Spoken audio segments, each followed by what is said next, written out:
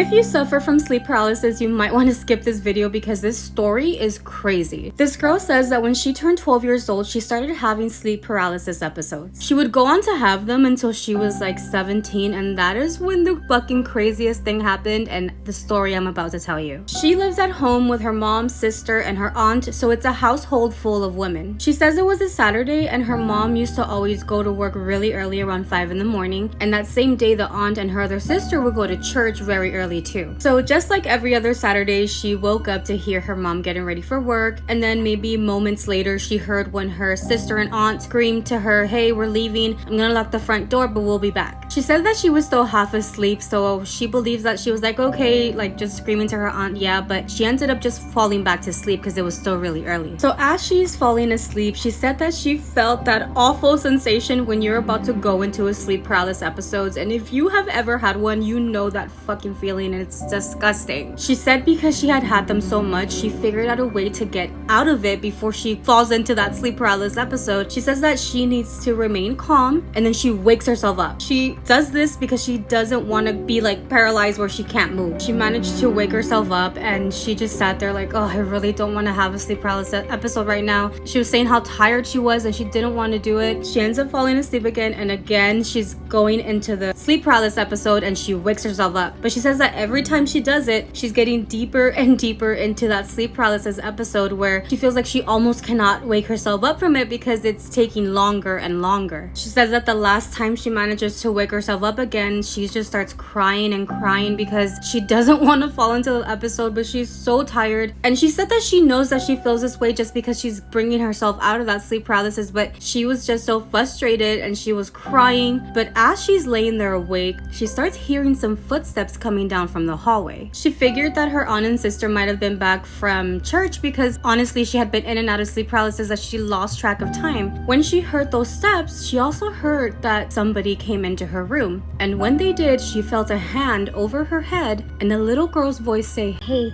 calm down, don't cry." She thought it was her sister and she ignored like the hand gesture, and she was like, "Leave me alone, I'm so tired and let me go to sleep." When she says that, the hand immediately stopped touching her, and that is where she came to her senses. I got chills already. She's like, wait, my sister is not this lovey-dovey with me. She would never come in here and try to soothe me back to sleep as I'm crying. Like, not that her sister didn't love her, but she said her sister had never done something like this before. And she's there thinking like, why the hell did my sister just do that? And also, how did she know that I was just crying in here in the dark? So she opens her eyes, grabs her cell phone, and she sees that the time is 9 in the morning. And her aunt and sister were still at church around that time. So she's like, who the hell just did that? She's coming to the realization that there was someone behind her, and it wasn't her mom, it wasn't her aunt, and it was definitely not her sister. When she turned, she managed to see a little girl run out of her bedroom. She said the little girl had like a school uniform with 2 ponytails, and she didn't recognize that uniform or who this little girl could be. In that moment, she gets up to go follow that little girl because she believes someone had just broken into the house. She never thought it would be something paranormal because she had had so many sleep paralysis episodes where she can like distinguish between real life and hallucinations that she may be having. As she's running towards the little girl, she says she started to hear somebody in the kitchen just like throwing pots and pans and opening cupboards and drawers, and it confirmed to her that someone was in there trying to steal. So she immediately runs to the kitchen, and when she gets there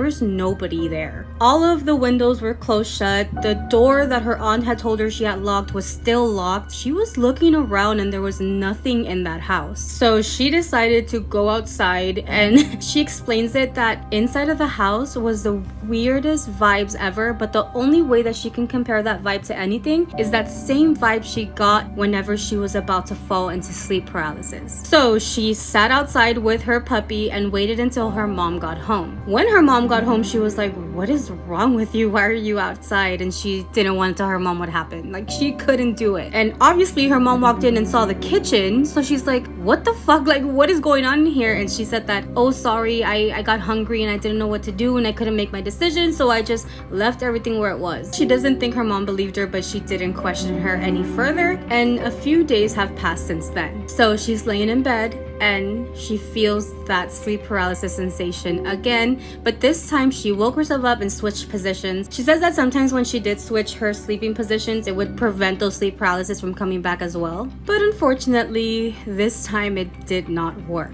Unfortunately, the sleep paralysis episode finally got to her and she was paralyzed. She couldn't move, her eyes were open, and she could see that her bedroom door was left open and how a silhouette was starting to come into her room. She said that something was different about this sleep paralysis episode. As any other one, she couldn't move, but the feeling she was getting as the silhouette was coming in was a fear that she had never experienced before. She said that she felt when something got on her bed and started crawling towards her head, and as it got closer, she could finally see that it was that same little girl. She said that she then saw when that little girl got off the bed, came and stood next to her, and started caressing her head and face. She was so scared, but for some reason, she was able to speak in her sleep paralysis, and she looks at the girl and says, "What can I do for you? What do you want from me?" And that's when the little girl says, "I want my mommy. Can you help me find her?" Within her sleep paralysis, she looked at the girl and said, "I don't know your mom. I don't know how I can help you." And that's when the little girl started screaming louder and louder, "Help me find my mom. Where is my mom? Help me find my mom." She said that she was so frightened that she did something that she was never able to accomplish in her other sleep paralysis episodes, and she started praying. She could feel herself sweating and crying, and she was just praying and praying until she was finally able to get out of that sleep paralysis episode. The days would pass, and she said that she would still have dreams about this girl,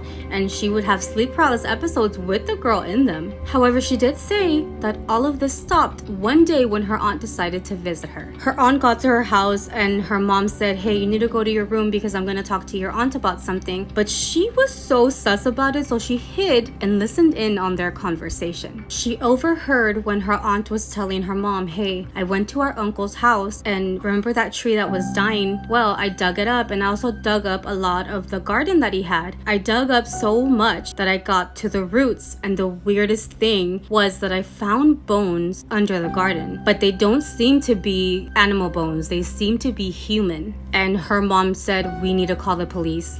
We need to call the police and have them look at these bones." The police confirmed that the bones belonged to a little 6-year-old girl, and they believed it was a case that was very old where a little girl had gone missing a long time ago. The police officers mentioned that the little girl's parents always looked for her. Unfortunately, they couldn't give them much more information other than that. She obviously put 2 and 2 together and was like, could this have been the girl that I'd seen in my sleep paralysis episode? Could she have gone missing? Could my uncle have done something to her? She says that it was confirmed to her after the police went and found all of her bones because she never saw that little girl ever again. This was also when she decided to finally tell her mom what had been going on, because she says that from age 12 to 17, she would see random people in her hallucinations, and sometimes she would talk to them, they would tell her things, but she always thought they were just hallucinations, nothing more than that. But when this little girl talked to her, shit happened in real life where they found a body and she never saw her again. It brought concern to her that maybe this wasn't just sleep paralysis. Her mom actually took her very seriously and decided that she needed to get her daughter help. Unfortunately, it wasn't until she was 19 years old where they found this man who was a spiritual guide and had his third eye open. So she ended up having a session with the man who confirmed to her that she was actually clairvoyance,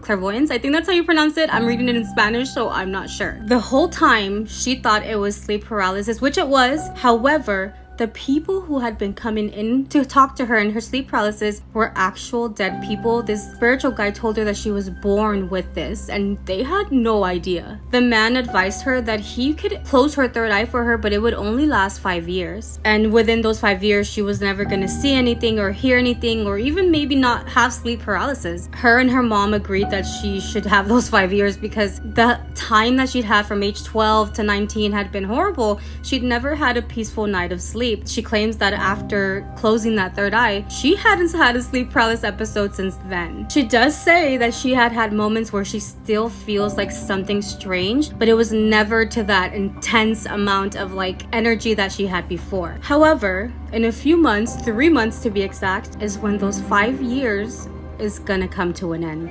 I got this story from Relatos de la Noche. I'm gonna put the episode here and the time of where it starts. It is in Spanish, so if you know Spanish, please go listen to it there.